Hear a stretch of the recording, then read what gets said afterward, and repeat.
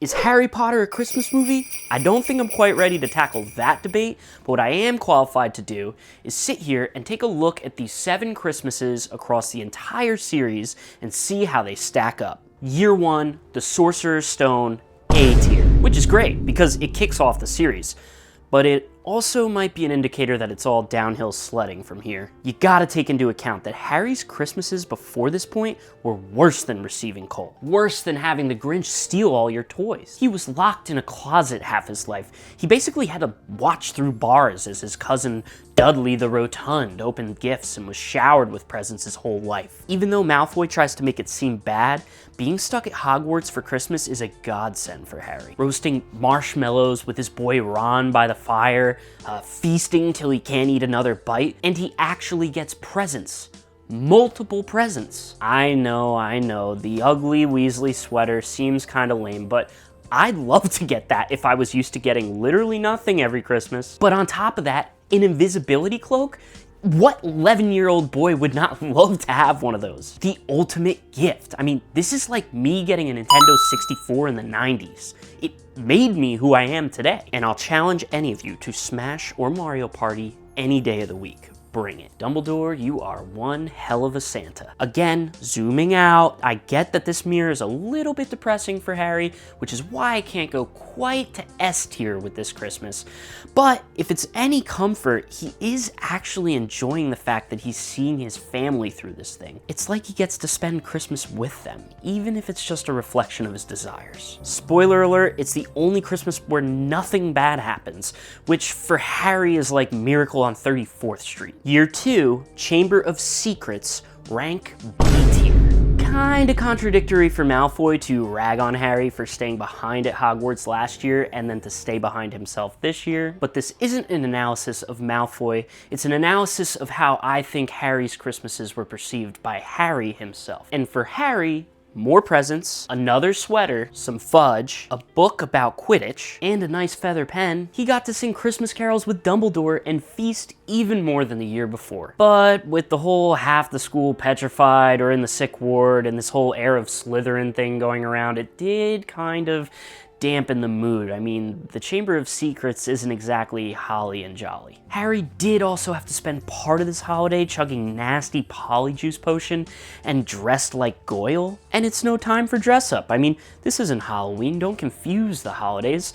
He'd probably much rather have been just drinking eggnog. Year 3, The Prisoner of Azkaban, D rank. I mean, it literally starts with Harry seething over Sirius, so I wouldn't exactly call him merry and bright in this situation. He's literally ready to go John Wick on this alleged traitor, so chowing down on candies with his friends is not exactly top of mind. Not to mention his favorite hippogriff, Buckbeak, is about to be placed on death row. And to make matters worse, his friends are fighting. This Christmas has so much tension that even the pets have beef. Although I can't really blame a cat for wanting to attack a rat, especially now that we know it's a creepy old man in rodent form. Hell, even McGonagall and Trelawney are fighting over dinner. Who knew the Weasley sweater would actually be the highlight this time?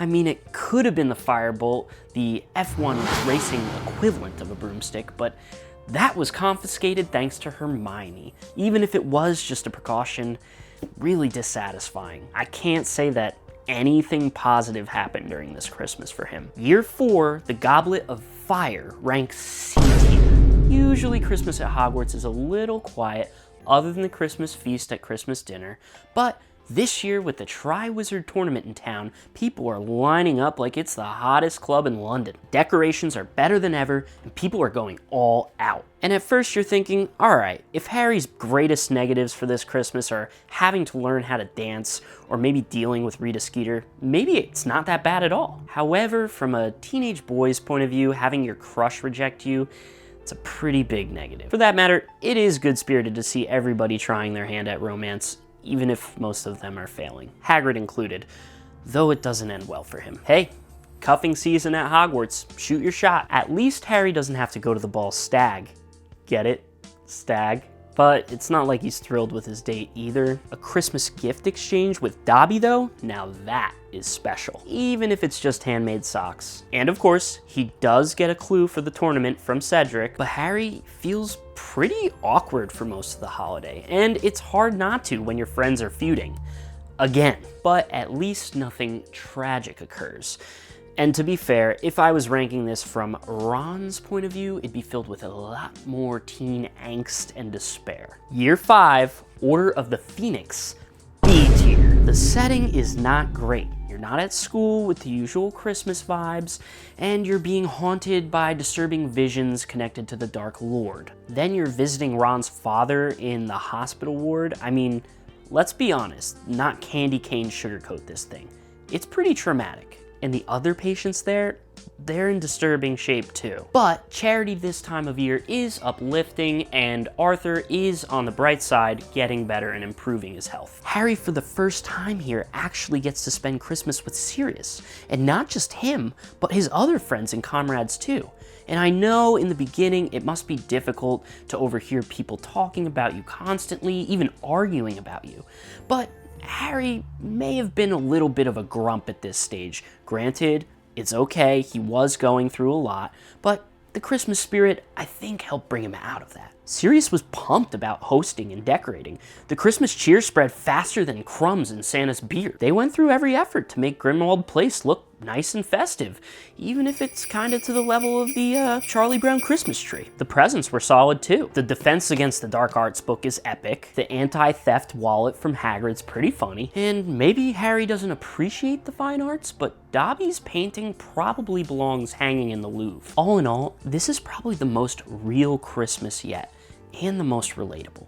On a personal note, I mean, nobody's perfect. Nobody's family's perfect. We don't live in a bubble.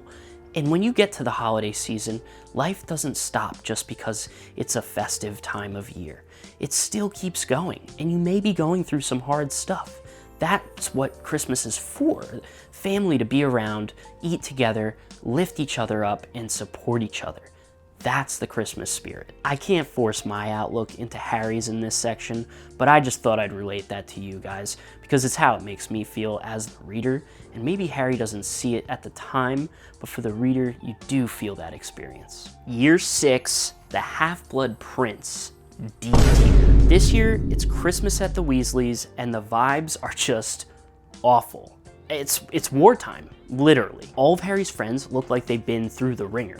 And they have. Lupin's been undercover and he looks like a mess when he gets there. Bill is seriously hurt. The status of the anti-Voldemort crew is just not solid. Technically, it's Christmas, but it doesn't feel like it. Tensions are tight. People are getting short with each other. Nobody can focus.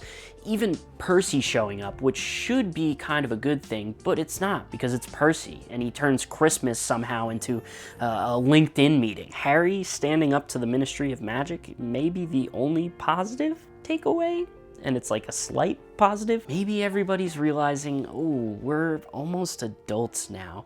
No more listening to see if we can hear reindeer on the rooftops. If they hear anything, they're just praying it's not Voldemort's army. Year 7, Deathly Hallows, rank F tier. You all know the series. Yeah, I don't have to tell you what happens here. Christmas on the Run is just not gonna get you off to a good start. There's no feast, no family, just fear and anxiety from Ron and Hermione. Did that rhyme? Feeling kind of Dr. Seuss-like after that one. And trust me, we can all believe that the Grinch stole this Christmas. Harry visits his parents' graves, and then it spirals. What's worse than watching in vivid, vibrant detail your parents' final moments? It's not like they just drifted off peacefully in a hospital bed. It was horrific at the time, and it's traumatic for Harry to relive. And then he's bitten by an enormous snake. Nagini pulled no punches. And dealing with these Horcruxes, my dude cannot catch a break. Speaking of breaks, his wand, the wand that chose him, yep, snapped in half, like his Christmas spirit. If you think I butchered these tiers, don't be shy, let me have it in the comments. All jokes aside, I know the holidays aren't easy for everyone, and I've had some rough ups and downs myself, nothing like Harry's, But if you are going through a tough time this holiday season, just know I'm sending good vibes your way. Now, if you'll excuse me, I'm off to attempt making butterbeer, which I'm sure will end up putting me into some kind of sugar coma. Later.